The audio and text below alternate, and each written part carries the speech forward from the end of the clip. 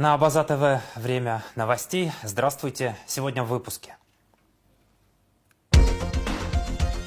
80-летию со дня рождения первого президента Республики Абхазия посвящается. В Сухуми состоялось торжественное открытие 23-го музыкального фестиваля «Хибла Герцмава приглашает». Перед уходом на каникулы депутаты повысили пенсионные выплаты нескольким категориям пенсионеров, приняли мораторий на приостановление перевода сельскохозяйственных земель в иные категории. Из разговоров прохожих, запахов улиц, звуков и легенд. В столичном Руин-бар прошла презентация книги Дмитрия Мушба «Сухумский маяк». В Сухуми открывается 23-й фестиваль «Хибла Герцмава приглашает». В этом году он посвящен 80-летию первого президента Абхазии Владислава Ардзинба. Перед концертом «Хибла Герцмава» и участники фестиваля, пианист Денис Мацуев и ректор Щукинского театрального училища Евгений Князев встретились с президентом Бадрой Гунба. Подробности в репортаже Марианны Котовой. Фестиваль «Хибла Герцмава приглашает центральное музыкальное событие каждого лета в Абхазии уже на протяжении 23 лет. Перед первым концертом фестиваля «Хибла Герцмава» пианист Денис Мацуев и актер, ректор Щукинского театрального училища Евгений Князев встретились с президентом Бадрой Гунба, который поддерживал фестиваль, еще будучи на посту министра культуры. По словам Бадры Гунба, этот фестиваль – уникальная возможность прикоснуться к великому искусству.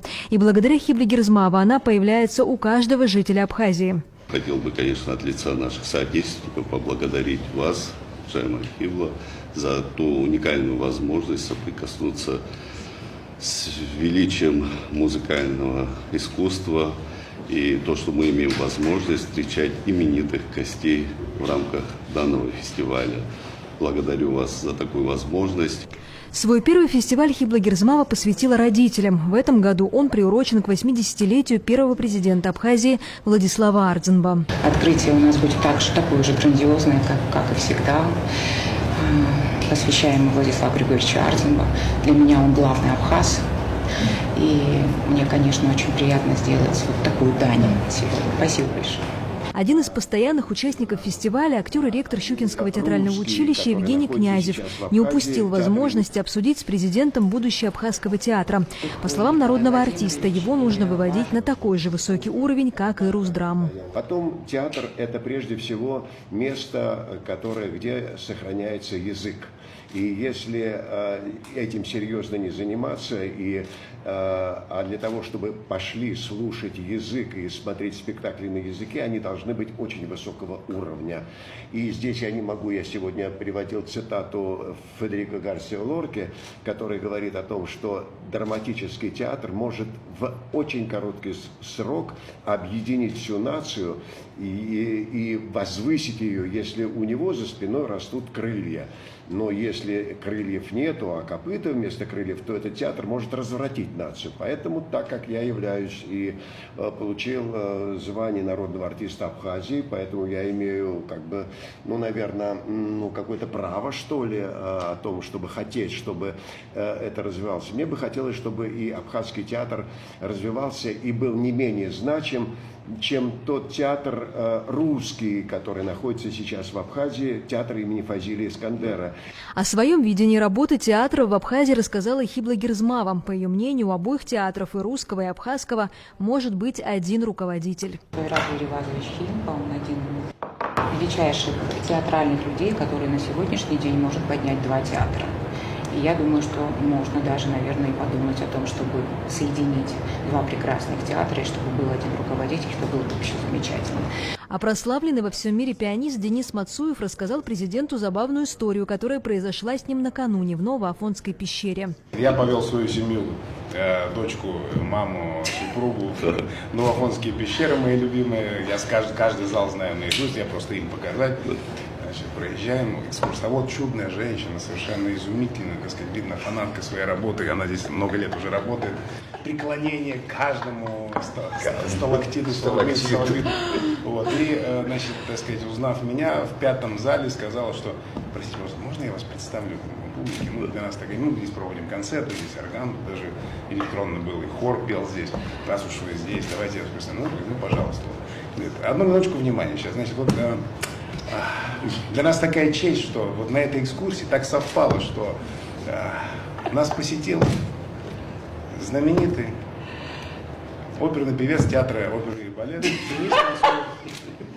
Пошел легкий холодок среди туристов. Некоторые начали вглядываться, подожди, вроде же он на рояле. Нет, тебя попросили. Да, она говорит, и от меня личная просьба, пожалуйста, можете, хоть несколько моментов, спойте нам, пожалуйста. Я говорю, я не в голосе, я не распет. Денис Мацуев приехал поучаствовать в фестивале Хибла Герзмава прямиком со своего фестиваля, который проходил в Сочи. Выдающийся пианист пожелал Абхазии появления большого концертного зала, который позволил бы проводить масштабные музыкальные мероприятия. А затем артисты отправились сажать деревья на набережной. Это уже стало традиционной частью фестиваля Хибла Герзмава приглашает. Марианна Котова, Валерий Криквискири, Абаза ТВ. Фестиваля Хибла Герзмава приглашает. Высадка специально выращенных саженцев вишни на набережной Махаджиров прошла перед самым началом концерта. Заложена аллея была еще в рамках 20-го фестиваля в Сухуме. Вот это любовь и добро, то, что мы делаем здесь, на нашей земле, я надеюсь, что это будет приумножаться. И весь наш народ знает, что такое наш фестиваль. Это народный фестиваль, это фестиваль, который всех любит и приветствует здесь, на нашей стране, на нашей земле. Сегодня на сцене в Сухуме, возведенной у стен Абхазского драматического театра имени Чанба, выступает всемирно известный пианист Денис Мацуев. В его исполнении прозвучит второй концерт для фортепиано с оркестром Сергея Рахманинова, одно из самых ярких произведений русской классики. По традиции последних лет в открытии фестиваля примут участие молодые звезды оперной сцены, лауреаты и финалисты международного конкурса вокалистов и концертмейстеров Хибла Герзмава. Вместе с ними выступит и сама Хибла.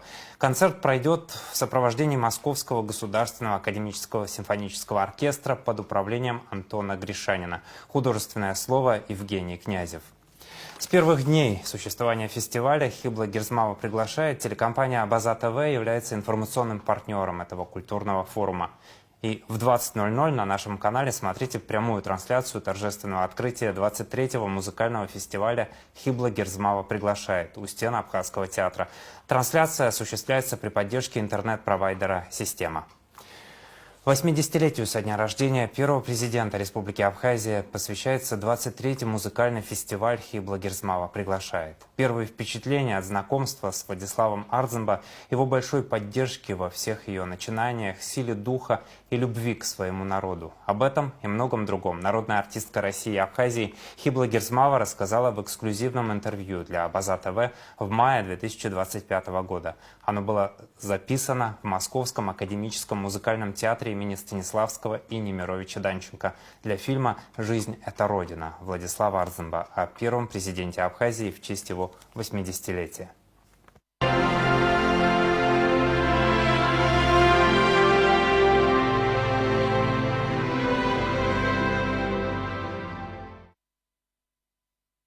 Хибла, вот вы сказали, что он очень любил народные песни, да, в частности «Узбать». Скажите, вот мы знаем, что он любил и умел хорошо танцевать. А пел ли он? Вот когда-нибудь вы слышали, что он поет? Я однажды слышала, когда мы сидели за столом, это была госдача, это было лето, и это был очень узкий круг, и он подпевал третьим голосом, конечно, это было очень красиво. И у него был такой бархатный голос, и такой баритональный. Это прямо, вот я сейчас рассказываю, мне до мурашек. Это было очень приятно, да. Хибла, а если мы вас попросим сейчас исполнить, да, немного, кусочек. Он очень просто любил, в память о Владиславе Григорьевиче, да, я думаю. Владислав Григорьевич любил, да. Ой, Ляна.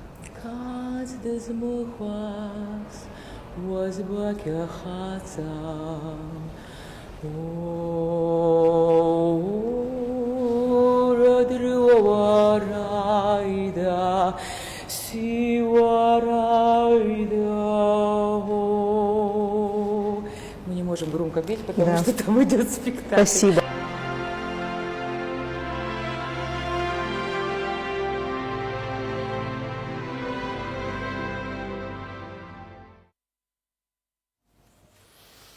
Эксклюзивное интервью народной артистки России и Абхазии Хибла Герзмава, посвященное первому президенту Абхазии Владиславу Ардземба, смотрите в нашем вечернем эфире.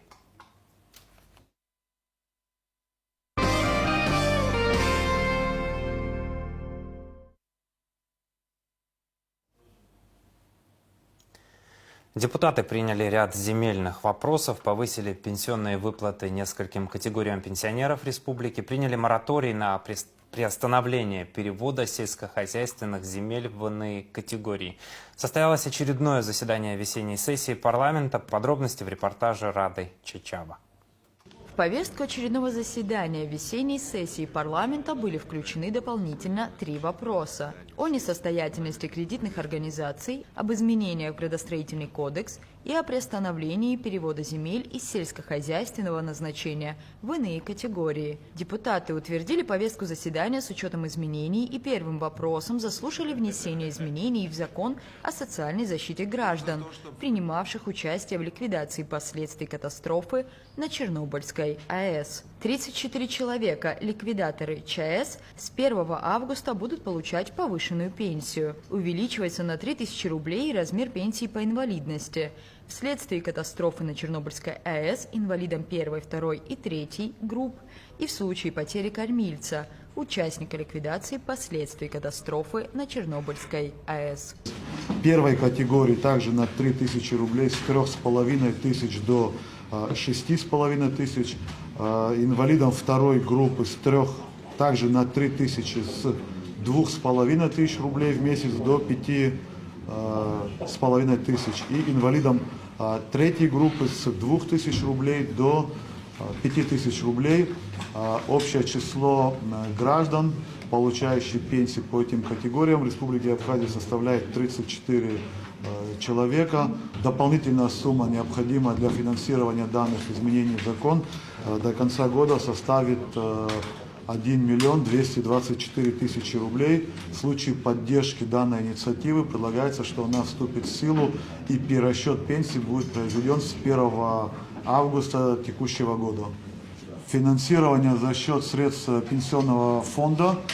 Инициатива была Министерства труда и социального обеспечения в правительство. Правительство с инициативой обратилось к президенту, и уже в соответствии с установленной процедурой президент внес на рассмотрение Народного собрания. Также с 1 августа будут повышены пенсии ряда иных категорий пенсионеров Абхазии: инвалидам и участникам ВОВ, семьям погибших в Великой Отечественной войне, инвалидам боевых действий в Афганистане и другим. Парламентарии приняли постановление во втором окончательном чтении единогласно. Инвалиды Великой Отечественной войны первой группы с 5500 рублей до 12 000, вторая группа с 5000 до 9500, третьей группы с 4700 рублей до 8500 рублей. Следующая группа, кому повышается пенсия, это участники Великой Отечественной войны.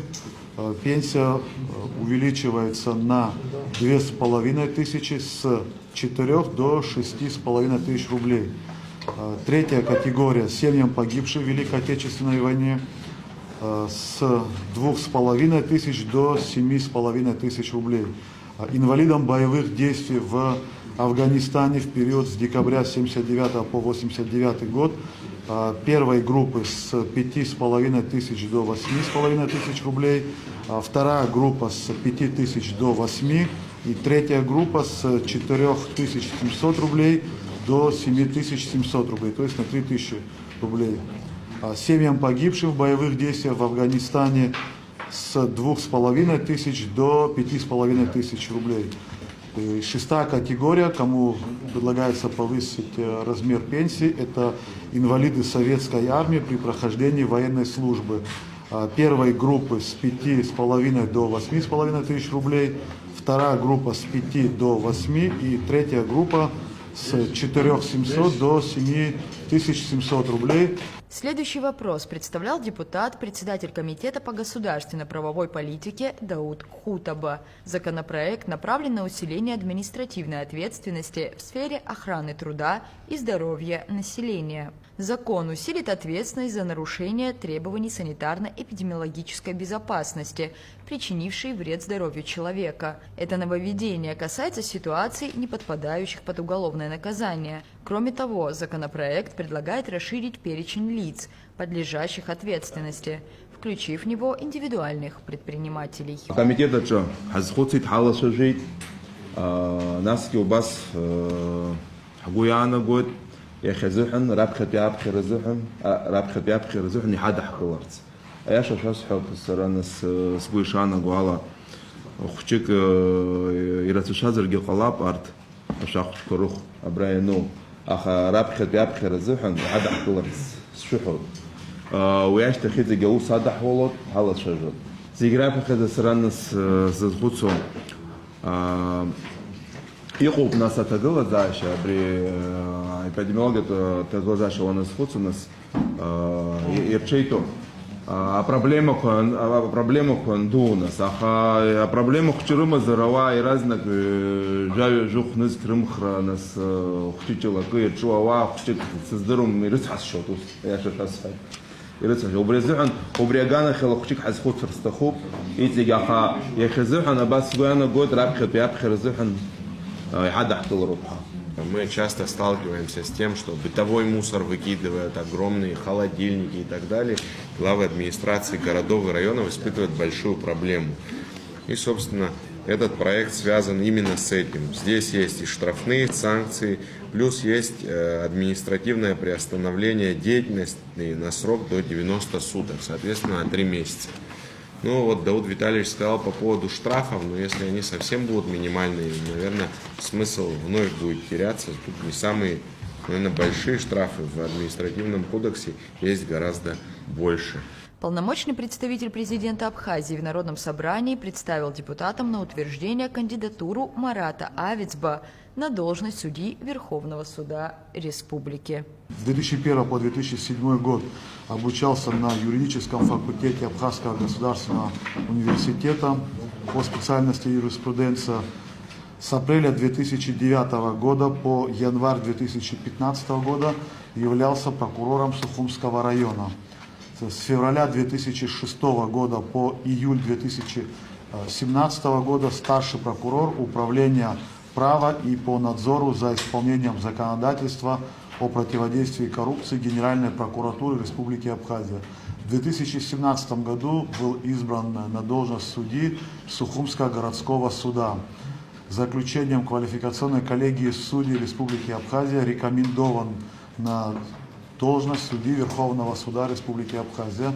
Парламент утвердил Марата Авицба в должности судьи Верховного суда Абхазии единогласно. Далее рассматривался вопрос о приостановлении перевода земель сельскохозяйственного назначения в иные категории. Как отметил депутат Демургогия, данная мера сроком на полгода принимается для проведения ревизии по использованию сельскохозяйственных земель, ранее переведенных в иные категории. Земли сельскохозяйственного назначения – ограниченный ценный ресурс, требующий защиты в целях сохранения аграрного потенциала, устойчивого развития сельских территорий, предотвращения коммерциализации земельных ресурсов.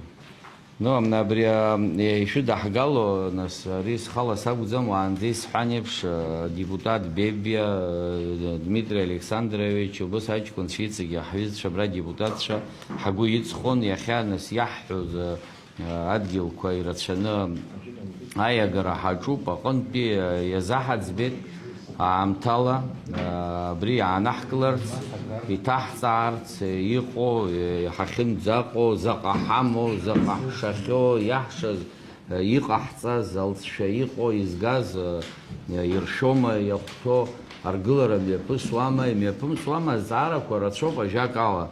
Это хорошо, когда наши граждане берут земли в аренду, строятся. Ну вот как я вижу, не везде стройка идет, может какие-то проблемы, и заодно узнаем. И 100%, я думаю, 92 не строится. Ну просто я тоже не хочу, чтобы заросли были, я хочу, чтобы это все строилось. Земля у нас не продается, я как депутат это уверенно могу сказать, потому что в законах это нигде нету, но просто наши граждане иногда пользуются правом переуступки аренды земель. И это тоже хорошо, если там будет что-то идти, да, проблем нет в этом, лишь бы что-то делалось. Но мы узнаем, сколько выдано, что построилось, и кабинет министров для себя это узнает, что происходит вообще у нас в этой сфере. Кто-то 50 хочет, кто-то 100 гектаров, кто-то, ну, В Монако 4 километра, что это длина береговой линии, у нас 214. Надо как-то вот поэкономнее, надо посмотреть на такой территории, на 50 гектарах или на 20, надо там, мегаполис, наверное, будет стоять. Я рад, если это будет. Также парламент утвердил технические поправки к градостроительному кодексу. Данный проект закона был рассмотрен на предыдущем заседании сессии Народного собрания. 9 июля он был принят в окончательном чтении, но возникла одна техническая поправка, именно 3-ю статью данного проекта закона предложили изложить в другой редакции о том, что Кабинет министров будет информировать Народное собрание о принятии подзаконных нормативно-правовых актов, необходимых для реализации градостроительно-строительного кодекса. Проект закона о несостоятельности кредитных организаций представил депутат парламента Дмитрий Маршальня. Законом устанавливается, что в случае надлежащего исполнения обязательств кредитной организации перед ее кредиторами, вне зависимости от сроков погашения обязательств, Банк Абхазии вправе выдать указанной кредитной организации лицензию на осуществление банковской деятельности. В Абхазии 4 банка, у которых отозвана лицензия. Общая сумма задолженности перед бюджетом в лице Национального банка Республики Абхазия около 160 миллионов рублей. Как только лицензия у банка отозвана, в течение полугода, значит, банк должен погасить. Если не погасит долг, то значит он не имеет дальше возможности работать.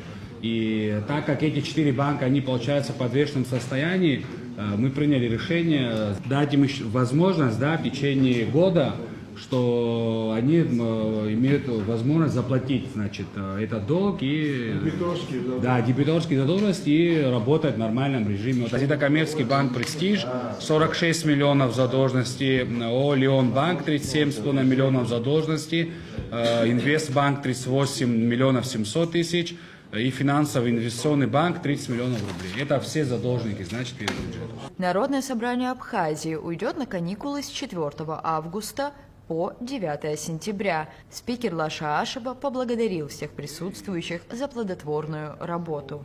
Хотел бы поблагодарить всех депутатов за это полугодие, за проделанную работу. Хотел бы поблагодарить субъектов законодательной инициативы, президента Республики Абхазии, полпреда президента Дмитрия Михайловича Шамба, руководителя Верховного суда Саиду Рушнину Будба, руководителя контрольной палаты Каху Зауревича Пиртая, генерального прокурора Адгура Нукзаровича Агрова и, конечно же, наших журналистов за то, что вы вместе с нами делаете эту работу. Спасибо всем. Также депутаты парламента приняли ряд земельных вопросов, действие которых не будет ограничено упомянутым мораторием. Рада Чачава, Торник Амичба, Абаза ТВ. К другим темам. 40 тонн питьевой воды отправит Абхазия в зону СВО. Гуманитарный груз был сформирован по распоряжению президента Бадры Гунба. Машины с грузом выехали из Сухума в четверг, 31 июля. По поручению главнокомандующего президента Республики Абхазия Бадры Зуравовича Гумба правительством Республики Абхазия был сформирован гуманитарный груз 40 тонн питьевой воды, что сегодня очень необходимо для бойцов на линии фронта, в том числе, как говорится, жителей, проживающих на территории СВО. Крайний раз мы груз отправляли, гуманитарный груз, накануне Нового года. Мы каждый год уже с 2014 года мы отправляем гуманитарный груз, мы постоянно с ними в контакте. Учитывая ситуацию, то, что на Донбассе и есть такая необходимость питьевой воды, и решением руководства страны, главнокомандующего, было принято, чтобы отвезли мы 40 тонн бутилированной воды. И мы сейчас готовы к отправке, и сейчас будем выезжать, нас ждут. Уже там, они в курсе, и я думаю, что это очень полезно и нужно. В Роенбар в Сухуме прошла презентация книги Дмитрия Мушба «Сухумский маяк». Это сборник новелл, посвященный городу и его атмосфере. Издание выпущено при поддержке Абхазского общественного фонда развития «Амшра». Подробности у Заура Кварчи. Сборник новелл «Сухумский маяк» – дебютная книга Дмитрия Мушба. 9 рассказов, в которых город предстает не просто как фон, а как живой организм со своей историей, легендами и неповторимым характером. По отзывам первых читателей и гостей Руин-бар, где проходила презентация издания, произведение выделяется тонкой иронией и глубиной восприятия как истории, так и современности Сухума. Автор раскрывает сложные темы через призму повседневной жизни, предлагая свежий взгляд на привычные события.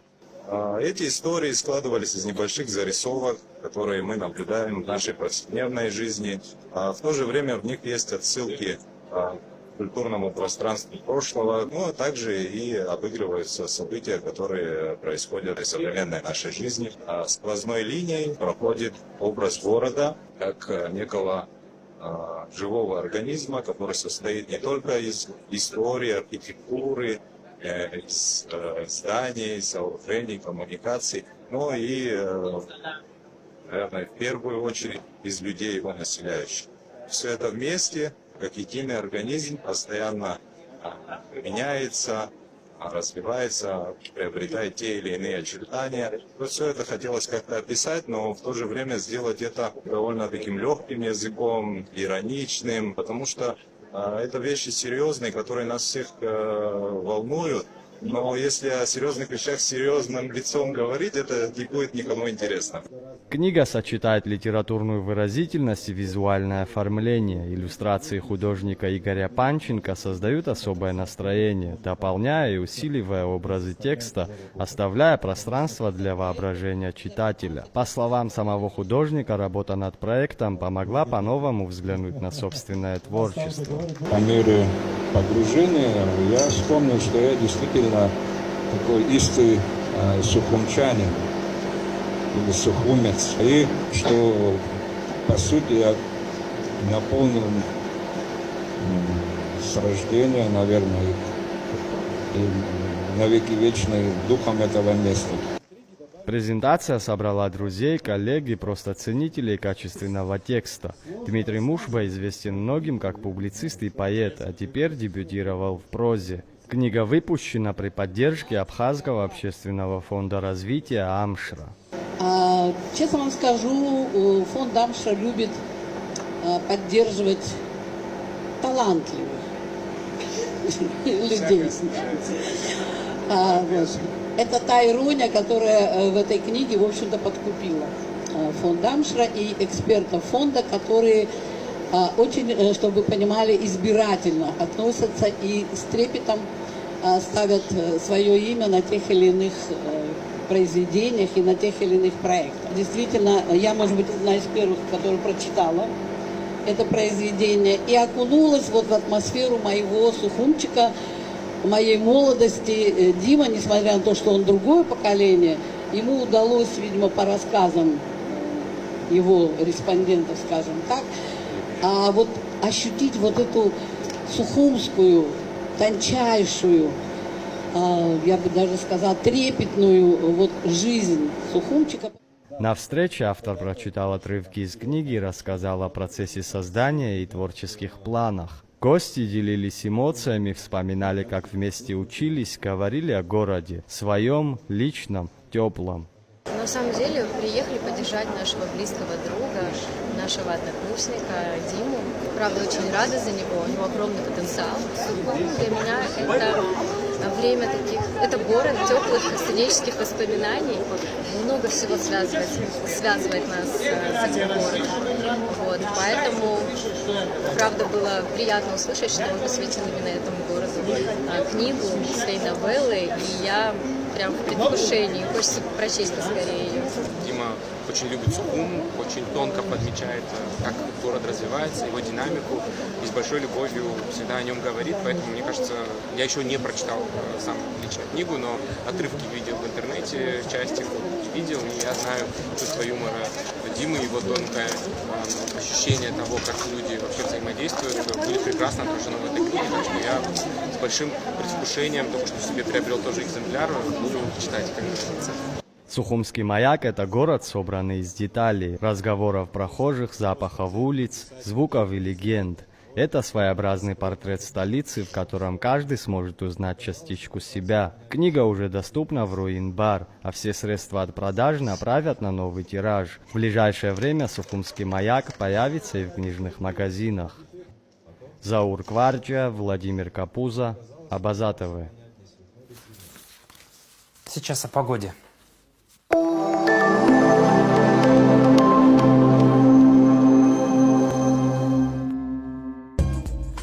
В пятницу, 1 августа, в Абхазии ожидается облачная с прояснениями погода. Местами возможны кратковременные локальные осадки с грозой, град, туман. Атмосферное давление низкое, 755 миллиметров ртутного столба. Ветер слабый и умеренный. Температура воздуха ночью от 22 до 27, днем от 28 до 33 градусов. Температура морской воды 28 градусов, волнение морской воды умеренное и значительное. Относительная влажность воздуха от 60 до 90%. На этом выпуск завершен. За развитием событий следите вместе с нами. До новых встреч на Абаза ТВ.